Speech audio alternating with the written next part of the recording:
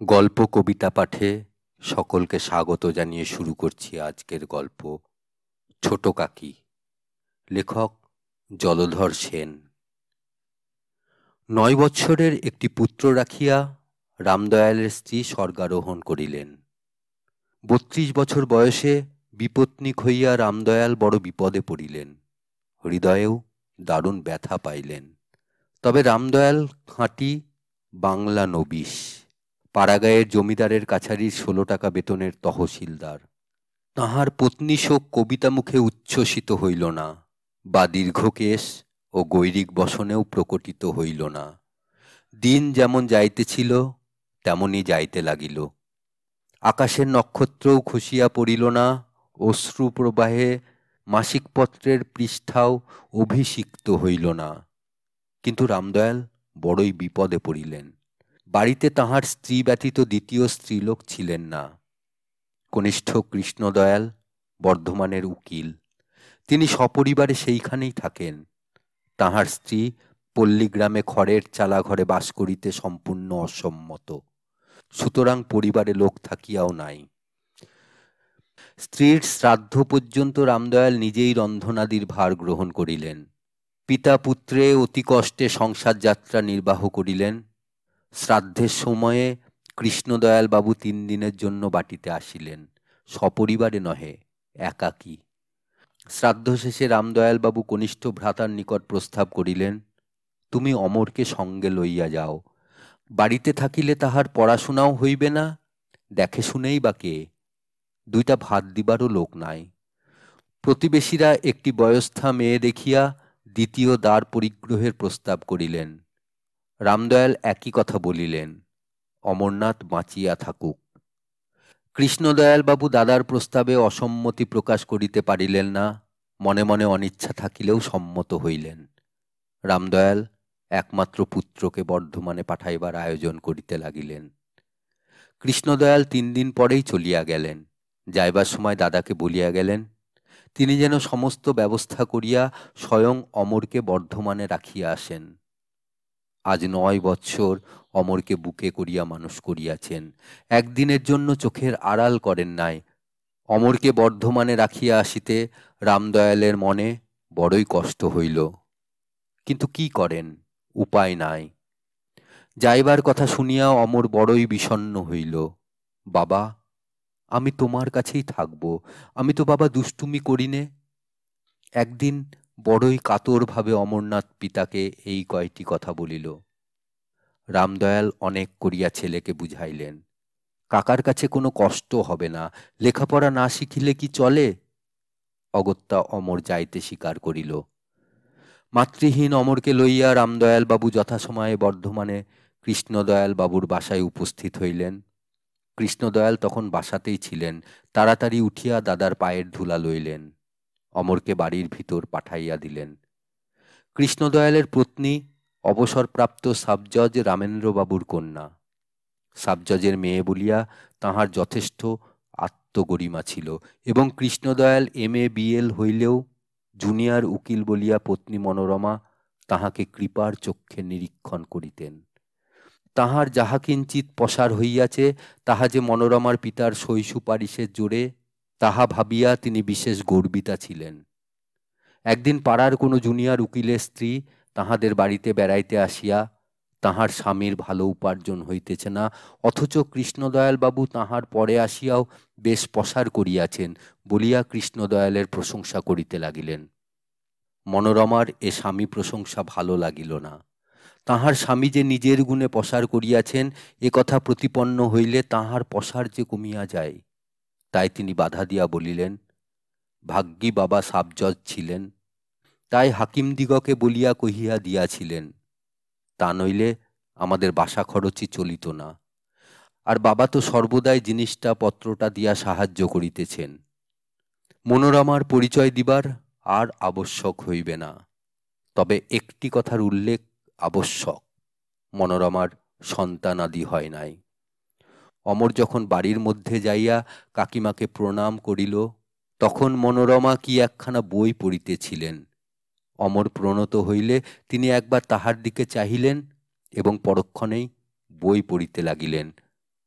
অমর একটু দাঁড়াইয়া থাকিয়া বাহিরে চলিয়া আসিল। অমর দ্বারের বাহির হইবা মাত্রই মনোরমা বিশেষ বিরক্তির সহিত বলিলেন, ভালো একটা গেরো এসে জুটল। বৈঠকখানা ঘরের পাশেই ছোট একটা কুঠুরি, তাহাতে কৃষ্ণদয়াল বাবুর মোহরের হরে কৃষ্ণ শয়ন করিত। অমরের জন্য হরে কৃষ্ণ সেই ঘরটি ছাড়িয়া দিল। ছেলে মানুষ পড়াশোনা করিবে, নির্জন ঘর হইলেই ভালো হয়। হরে কৃষ্ণ নিজের তক্তপোষখানি অমরকে ছাড়িয়া দিল। বাড়ির ভিতর হইতে মনোরমা অনেক অনুসন্ধানে একখানি ছেঁড়া লেপ ও একটা মলিন বালিশ বাহিরে পাঠাইয়া দিলেন। ইহাই অমরের বিছানা। কৃষ্ণদয়াল অমরকে মিউনিসিপ্যাল স্কুলে ভর্তি করিয়া দিলেন। গিন্নির আদেশ ছিল বাবুর ও তাহার নিজের জন্য সরু চাউলের ভাত হইবে, আর সকলের জন্য মোটা চাউলের ব্যবস্থা। ব্রাহ্মণ ঠাকুর তো আর MA-BL নয়, বা তাহার বাড়িতে সাবজজের মেয়ে বধূরূপেও বিরাজমানা নহে। সুতরাং সে ভদ্র গৃহস্থের বাড়ির যেমন দস্তুর, তাহাদের মতো গরিব ব্রাহ্মণের বাড়িতেও যাহা লইয়া থাকে, সেই ভাবিয়া অমরের জন্যও সরু চাউল বাহির করিয়া লইত। এ ব্যাপার 5-6 দিন গৃহিণীর দৃষ্টি অতিক্রম করিয়াছিল। একদিন হঠাৎ তিনি রান্নাঘরে যাইয়া দেখেন অমর সরু চালের ভাত খাইতেছে। সাবজজের কন্যা আর ক্রোধ সংবরণ করিতে পারিলেন না। কাহার হুকুমে ঠাকুর এত সরু চাউল নষ্ট করিতেছে বলিয়া ঠাকুরের কৈফিয়ত তলব হইল। ঠাকুর ভালো মানুষ, সে বলিল, মা ঠাকুরুন, খোকাবাবু আপনার পেটের ছেলের মতো, তাই ভাবিয়া তাকেও সরু চাউলের ভাত দিই। গৃহিণী রাগিয়া বলিলেন, আরে আমার পেটের ছেলে, আরও যেন কি বলিতে যাইতেছিলেন। এমন সময় কৃষ্ণদয়াল বাবু স্নান করিবার জন্য ভিতরে আসিলেন এবং ব্যাপার কি জিজ্ঞাসা করায় কিছু না বলিয়া গৃহিণী উপরে চলিয়া গেলেন। সেই দিন হইতে চাকর বাকরের হাঁড়িতে অমরের অন্নের বরাদ্দ হইল। একদিন স্কুল হইতে ফিরিয়া আসিয়া অমর কাঁদো কাঁদো মুখে বাড়ির মধ্যে গেল। বিকালে সে আর কখনো বাড়ির ভিতর যাইত না, কারণ তাহার ছোট কাকা বা ছোট কাকি তাহার জন্য কোনো প্রকার জল খাবারের বন্দোবস্ত করিয়া দেন নাই। 2-3 দিন দেখিয়া হরে কৃষ্ণ নিজ হইতে রোজ অমরকে 2টি করিয়া পয়সা দিয়া যাইত। অমর তাহারি দ্বারা জল খাইয়া ক্ষুধা নিবৃত্তি করিত। অমরের উপর হরে কৃষ্ণর বড়ই স্নেহ হইয়াছিল। গরিবের দুঃখ গরিবেই বুঝে। অমর আজ বাড়ির ভিতর যাইয়া কাকিমাকে বলিল, কাকিমা, আজ 3 দিন আমাকে স্কুলে যাইয়া 1 ঘণ্টা করিয়া দাঁড়াইয়া থাকিতে হয়। আমার রোজই লেট হয়, তার আমি কি করব? আপনি যদি ঠাকুরকে একটু বলে দেন, তাহলে সে আর একটু সকালে ভাত দিতে পারে। সেসব হবে টবে না, তোমার জন্য আবার সকালে কে ভাত রাঁধতে যাবে? সকলে যেমন খায় তেমনি খেয়ে থাকতে পারো থাকো, না পারো দেশে চলে যাও। ঠাকুর পুত্র আর কি। অমর আর কথা কহিতে পারিল না, সে কাঁদিয়া ফেলিল। অপরাহ্নে হরে কৃষ্ণ বাসায় আসিলে অমর তাহাকে সকল কথা বলিল। হরে কৃষ্ণ লেখাপড়া সামান্যই জানে, কিন্তু তাহার হৃদয় বড়ই কোমল। সে অমরের কথা শুনিয়া সত্য সত্যই কাঁদিয়া ফেলিল। তাহার চক্ষে জল দেখিয়া অমরও কাঁদিতে লাগিল। শেষে হরে কৃষ্ণ বলিল, কেঁদো না ভাই, কষ্ট না করলে কি লেখাপড়া হয়? বিদ্যাসাগরের নাম তো জানো, তিনি কত কষ্ট করে পড়াশোনা করেছিলেন, তাই তিনি বিদ্যাসাগর হয়েছিলেন। তুমিও কষ্ট করছো, তুমিও বিদ্যাসাগর হবে। আজ আমি বাবুকে বলে তোমার সকালে ভাতের বন্দোবস্ত করে দেব। সেই দিন রাত্রে কৃষ্ণদয়াল যখন কাজকর্ম সারিয়া বাড়ির ভিতর যাইবার জন্য উঠিলেন, সেই সময় হরে কৃষ্ণ অমরের দেরিতে স্কুলে যাবার কথা বলিল। গিন্নি কি বলিয়াছেন সে কথা আর বলিল না। কৃষ্ণদয়াল বাবু শয়ন গৃহে গিয়া মনোরমাকে বলিলেন, দেখো, ঠাকুরকে বলে দিও কাল থেকে যেন একটু সকাল সকাল রান্না করে। অমরের স্কুলে যেতে দেরি হয়, সেই জন্য তাকে নাকি শাস্তি পেতে হয়।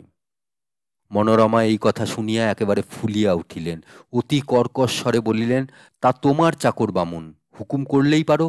আমি কোথাকার কে যে তোমার চাকরের ওপর হুকুম চালাতে যাব? আমার এক পেট, খেতে দিতে যদি কষ্ট হয় বললেই পারো, আমি বাপের বাড়ি চলে যাই, তারা আর আমাকে ফেলতে পারবে না। এত অপমান কেন? এখন ভাইপো আপন হলো, আর আমার বাবা যে এতগুলি টাকা গনে দিয়েছিলেন তা এখন মনে হবে কেন? কৃষ্ণদয়াল একেবারে নিরুত্তর। কোনো কথা না বলিয়াই তিনি ধীরে ধীরে বাহিরে চলিয়া আসিলেন। সেদিন আর আহার হইল না।